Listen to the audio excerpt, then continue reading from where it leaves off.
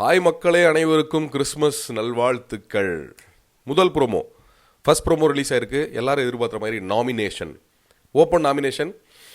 2 பேரை செலக்ட் பண்ணி சொல்லணும் அப்படின்னு சொல்கிறாங்க. ஸோ இந்த வாரம் நாமினேஷன் பட்டியலில் 2 பேர் தான் இருப்பாங்களா நாமினேஷனில்? தெரியலையே. நிக்சன் மாயா அப்படின்னு பேச்சு அடிப்படுது 2 பேர்த்துக்கும். உடனே நிக்சன் வந்து க்ளோஸ்டு நாமினேஷனில் ஒரு மாதிரியும் ஓப்பன் நாமினேஷனில் ஒரு மாதிரியும் இங்கே வந்து நடக்குது. உடனே மாயா வந்து விசில் அடிக்கிறாங்க. ஃபிஃபி க்ளோஸ்ட் நாமினேஷன்னா வேறு மாதிரியும் ஓப்பன் நாமினேஷன்னா வேறு மாதிரியும் நடக்குது. அதாவது இவங்க 2 பேரும் இறையாக இருக்காங்களாம். ஓப்பன் நாமினேஷன் வந்துட்டாலே வந்து நிக்சனும் மாயாவும் இறையாயிருவாங்களாம். யாருக்கும் வேறு யாரையும் நாமினேட் பண்ணுறதுக்கு தைரியம் இல்லையா ஓப்பன் நாமினேஷனில்.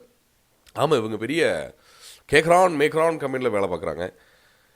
ஏங்க நீங்கள் வேறு நிக்சன் எப்படி இந்த வாரம் வந்து நாமினேட் ஆவான் அப்படிங்கிறது எல்லாத்துக்குமே தெரியும். ஏன் அப்படின்னா ஆடுகள்லாம் கிளம்பிருச்சு.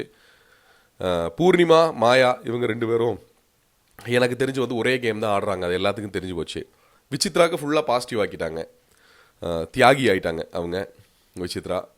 மாயா அப்படின்ற ஒரு ஆள் வந்து பார்த்திங்கன்னா அவங்க கலை அப்படின்ற விஷயத்துக்காகவும் கலைத்துறைக்காகவும் பாடுபடக்கூடிய ஒரு சில நபர்களில் நாளை இந்த சரித்திரம் எடுத்து கூறக்கூடிய ஒரு நபராக மாறிக்கொண்டிருக்கிறார் மாயா.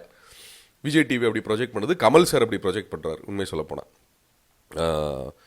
ஸோ இந்த வாலண்டியராக போய் சரண்டர் ஆகிறது மாயா கைவந்த கலை இல்லை. ஸோ இங்கே வந்து பார்த்தீங்கன்னா நீங்கள் நாமினேஷனுக்கு சொல்கிற காரணமெல்லாம் ரொம்ப கேவலமாக இருக்குது. நாமினேஷனுக்கு சொல்கிற காரணம், முதல்ல நாமினேட் பண்ணி மக்களை சந்திச்சுட்டு வர்றதுக்கு ஒரு பயம் இருக்குது. பயம் இல்லைன்னா அந்த புலம்ப மாட்டீங்க 2 பேரும். உங்களை நாமினேட் பண்ணால் நான் தைரியமாக போகிறேன், மக்களை சந்திச்சுட்டு வரேன் அப்படின்ற இது சொல்ல வேண்டியதானே. வெளியே கேவலமாக போயிருக்கு அப்படின்ற பயம் இருக்குது உங்களுக்கு. அந்த கேவலமான பயம் இருக்கிறனால தான் நீங்களும் நிக்சனும் இவ்வளோ தூரம் வந்து புலம்புறீங்க. இல்லைன்னா நாமினேட் ஆனால் போயிட்டு சந்திச்சுட்டு வர வேண்டியதானே, மக்களை ஓட்டை சந்திச்சுட்டு வர வேண்டியதானே. இதில் மாயாவோட ஆதரவாளர்கள் வரும்,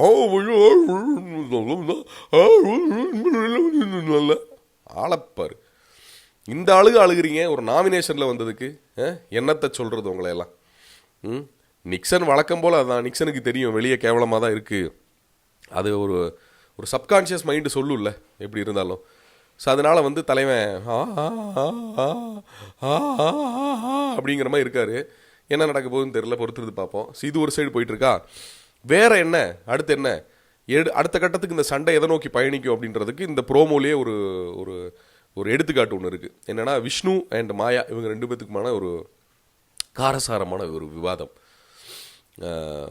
இது எதை நோக்கி பயணிக்கும்? ப்ரோமோ எடிட்டரை நம்பாதீங்க, அந்த ஆள் இப்படித்தான், எதையாவது சொல்கிறேன்ற பேரில் எதையாவது வைப்பேன், அந்த அளவுக்கு ஒன்றும் இருக்காது அப்படின்னு பல தடவை படித்து சொன்னாலும் எங்கே கேட்குறோம். ப்ரோமோவில் ஒன்று வந்துச்சுன்னா இது அதே தான், இது அதே தான், அவ்வளோ சண்டை இன்னைக்கு இருக்குது, சூப்பரு அப்படின்னு ஆளுக்கு மாற்றி கிளம்பிடுறோம். ஆனால் உள்ளே போனால் ஒரு வெங்காயமும் இருக்கிறதில்ல. ஒரு வெங்காயமும் இருக்கிறதில்ல. மாயாவுக்கு எதிராக விஷ்ணு பேசிட்டாருன்னு வைங்களேன், இன்னைக்கு பாருங்க சோசியல் மீடியா கொந்தளிக்கும். திருப்பி விஷ்ணுவோட பேரெல்லாம் அடிபடும். சோசியல் மீடியா கொந்தளிக்கும், தாறுமாறு. ஸோ ஓப்பன் நாமினேஷன்னா ஒரு சீனை போடுற ஒரு சில ஆட்கள் இருக்காங்க. அவங்க என்ன பண்ண போகிறாங்க அப்படின்றத பொறுத்திருந்து பார்ப்போம். மாயா பூர்ணிமா இவங்க 2 பேரும் நாமினேஷனில் வந்தால் நல்லா இருக்கும் அப்படின்னு நினைக்கக்கூடிய ஆட்கள் கமெண்டில் போட்டு விடுங்க. இந்த வாரம் டபுள் எவிக்ஷன் இருக்கிறதுக்கு வாய்ப்புகள் இருக்கா? எனக்கு தெரிஞ்ச வாய்ப்புகள் இருக்குது. அப்படி இருந்துச்சுன்னா யார் வெளியேறக்கூடும் அப்படிங்கிறத பொறுத்திருந்து பார்ப்போம். இந்த வாரம் பாயச பட்டியல் இன்னும் கொஞ்சம் நேரத்தில் தெரிஞ்சிடும். பொறுத்திருந்து பார்ப்போம். உங்களோட கருத்துக்களை பதிவிடுங்க. இன்னொரு வீடியோவில் சந்திக்கலாம்.